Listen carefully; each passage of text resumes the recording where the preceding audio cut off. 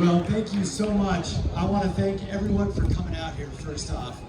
You know, a lot of us are doing our protesting, our advocacy in a lot of different ways. And we got to make room for everyone who wants to join the fight. And so I appreciate the organizers for putting this up. Dukes Up, Guns Down, great organization, huge background. Let's give them a round of applause.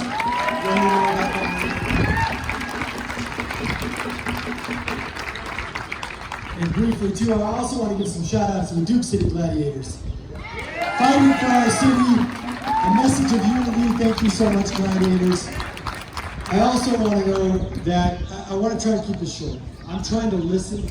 I think that's very important for people in my position and for leaders all across our country. So I want to keep this short, but I also appreciate the invitation to share a few words. So thank you for inviting me up here.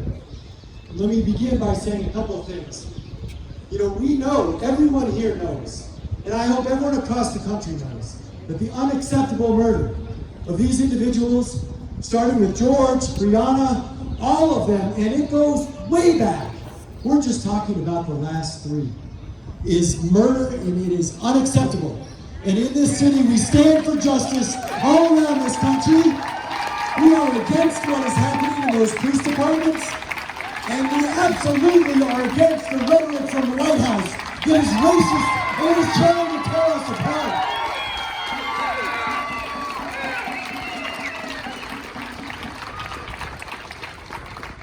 You know, a lot of people, they ask me, they say, and it's important because white silence has been a problem.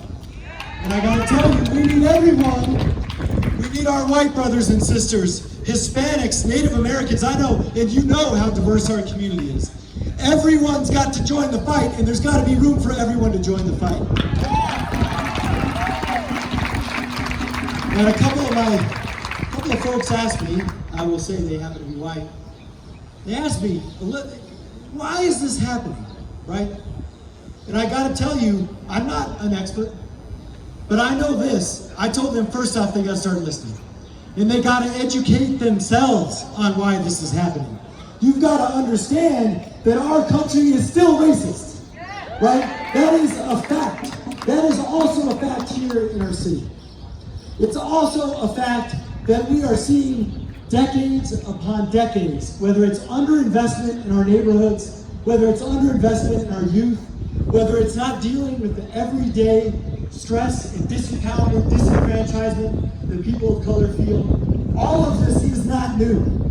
It has been with us for a long time.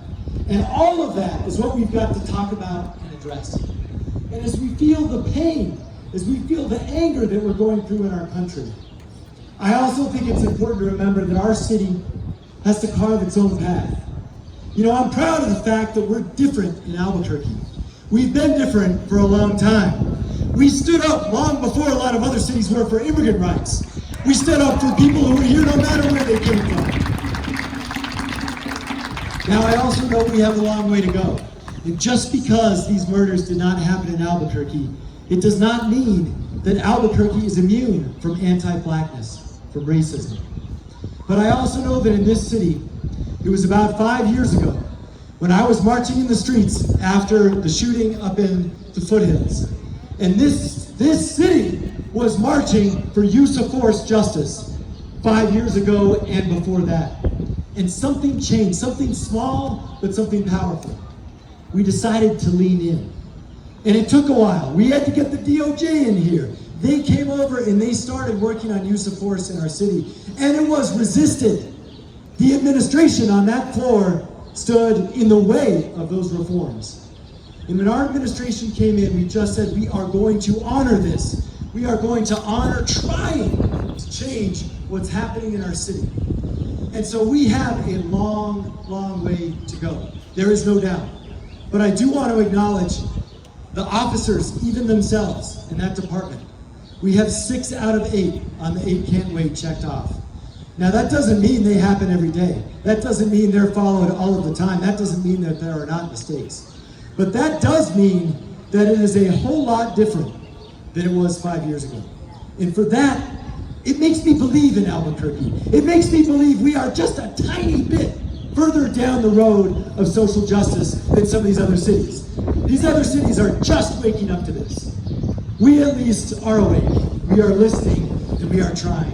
But we've got to move much faster. And we've got to try much harder. And I believe that if we are together, that we can be a role model city when it comes to things like social justice. One day I want to say I was the mayor of a city that led the way on reform, that led the way on social justice, that led the way on anti-racism. That is my vision, that is my hope, and I need your help to do it.